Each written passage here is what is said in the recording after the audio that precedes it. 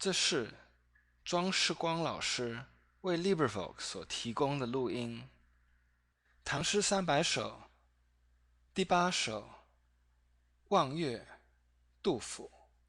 望岳，杜甫。大丈夫如何，解劳千里了。竹花江相守，阴阳加分晓。